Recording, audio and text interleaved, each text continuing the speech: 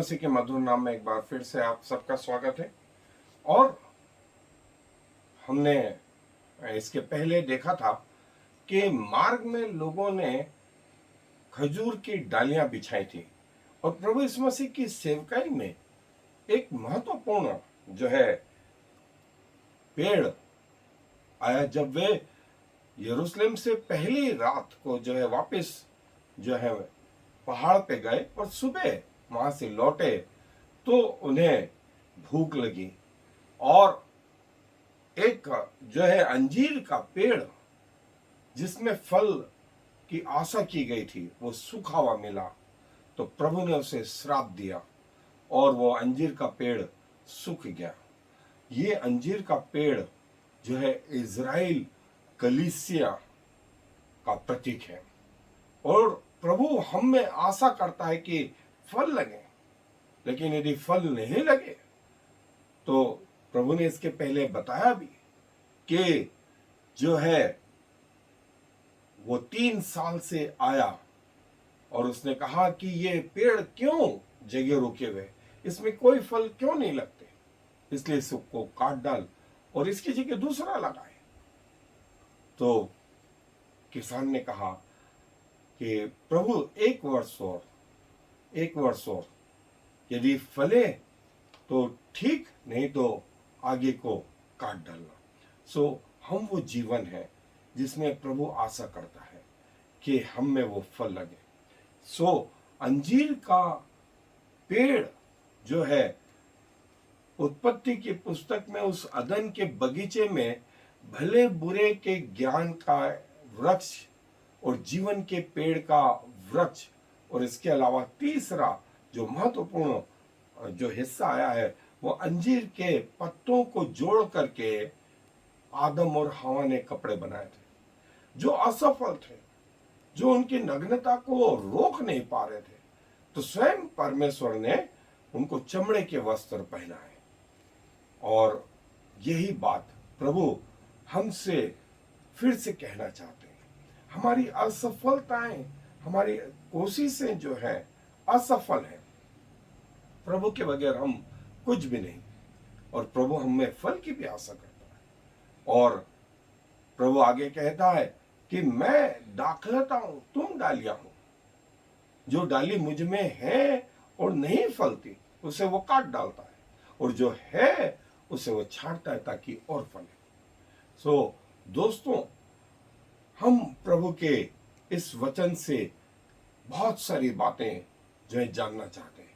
सो मेरे साथ आए, अध्ययन पर चलें। सो जैसा मैंने बताया कि अंजीर का पेड़ जो है प्रभु यीशु मसीह की सेवकाई में एक महत्वपूर्ण जो है हिस्सा लेकर के आया है, जो हमें बहुत सारी बातें सिखाता है, हमारे जीवन से बातें करता है। और अदन के बगीचे में जो है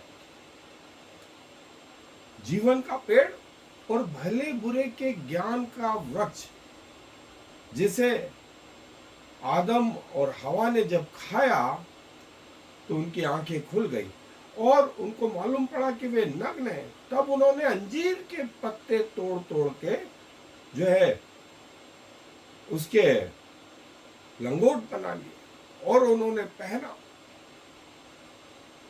और अंजीर का पेड़ जो है यहां से बताता है। और प्रभु ने कहा कि जिस देश में मैं इजरायलियों को ले जा रहा हूं वहां पर अंजीर के पेड़ और अनार के पेड़ और जो है ऑलिव ऑयल जो है जैतून का तेल और वहां शहद की नदियां।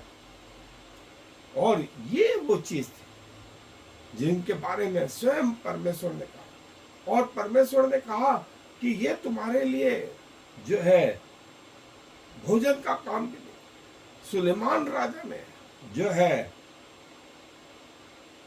इसकी तुलना जो है यहूदा और इजराइल, दान से लेकर बेसरबा तक जो है अंजीर का पेड़ और उसकी दाख की बारियां थी। और ये किसी राष्ट्र के लिए जो है उसके संपन्नता को बताती है। और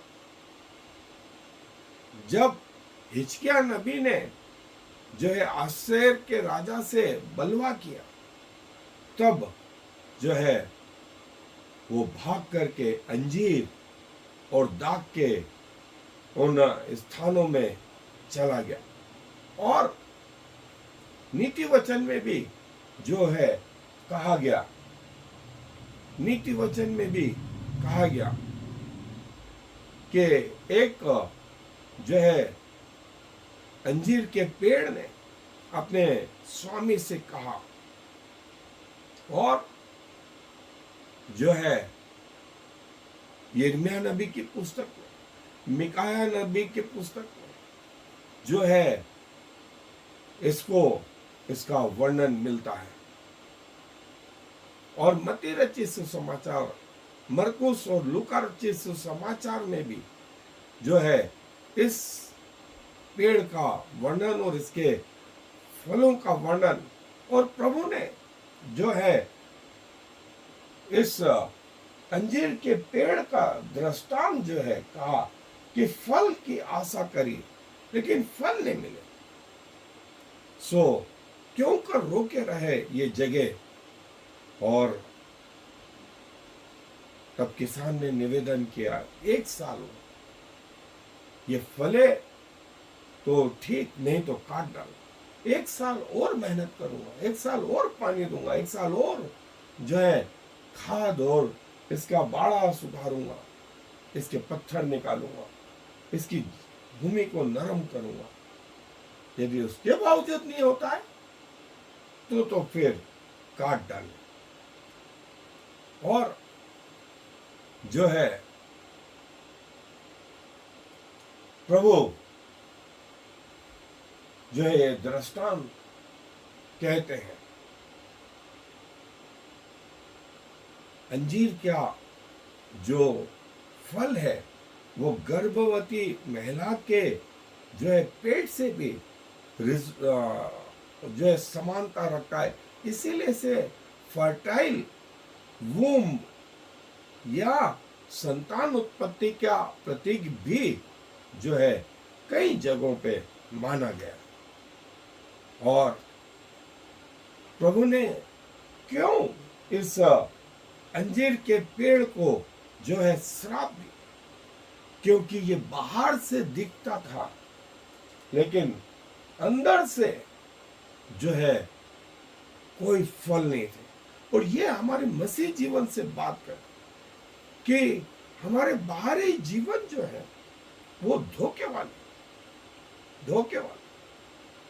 बाहर से कुछ और अंदर से कुछ और। इसीलिए प्रभु ने यह श्राप दिया कि अब से तुझ में कोई फल न लगे। और जो है जब चेले वापस आए तो उन्होंने देखा कि पेड़ सूख गया है। प्रभु ने कहा कि प्रभु को जब उन्होंने बताया कि प्रभु देख, जिसे तूने श्राप दिया था वो सूख गया है। प्रभु ने कहा कि यदि तुम में राई के बराबर में थोड़ा सा विश्वास होता तो तुम इस पहाड़ से कहते कि इधर से उधर चला जा, तो भी हो जाता। सो जो अंजीर के पेड़ से हुआ वो बहुत सारे जीवनों से होगा। और प्रभु ने मसीह जीवन की वास्तविकता जो है सामने ला के रखी, जहां जो है जीवन ऊपर का कुछ और अंदर का कुछ और, सारी चीजें परमेश्वर की करने के बावजूद जो है फल नहीं आए। तब परमेश्वर ने श्राप दिया और वो पेड़ ऐसा बंजर हो गया। और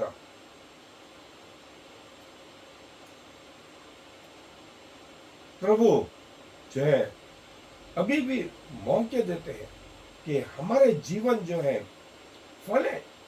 फलेंगे तो प्रभु और बढ़ाए, अन्यथा ऐसा रूखा जीवन हो जाए, ऐसा रूखा जीवन हो जाए। प्रभु ने ऐसा कहा कि फले तो ठीक, नहीं तो आगे जो है ऐसा जीवन।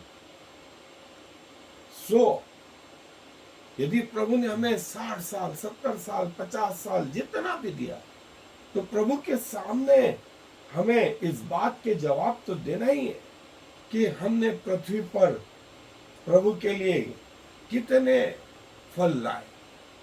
फल से यह मतलब आत्माओं को जीतना, कितनी आत्माएं हम प्रभु के पास ला,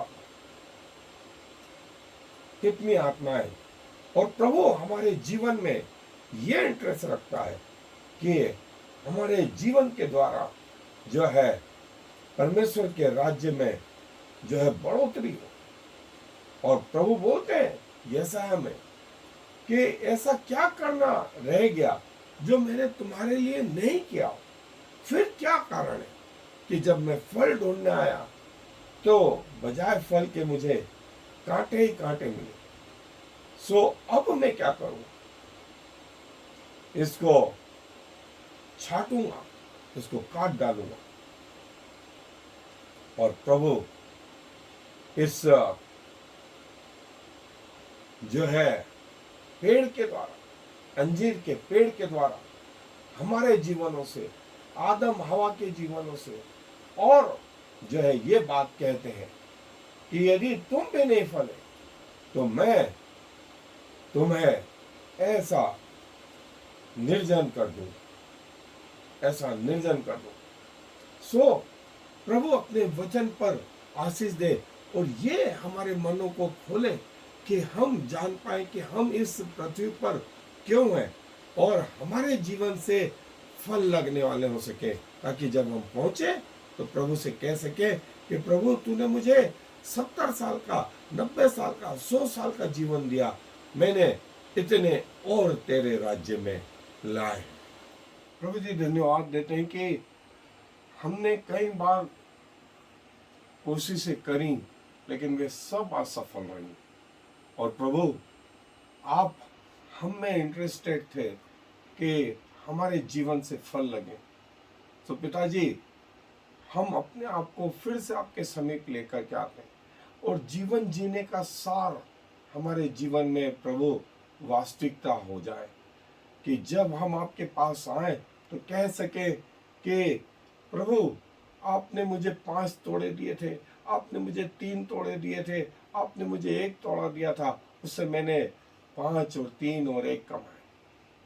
सो पिताजी हमारे जीवनों को फ्रूटफुल बनाए और जैसे आदम और हवा ने गलतियां करी थी प्रभु, इस प्रकार की गलतियों से हमें बचा के रखे। और प्रभु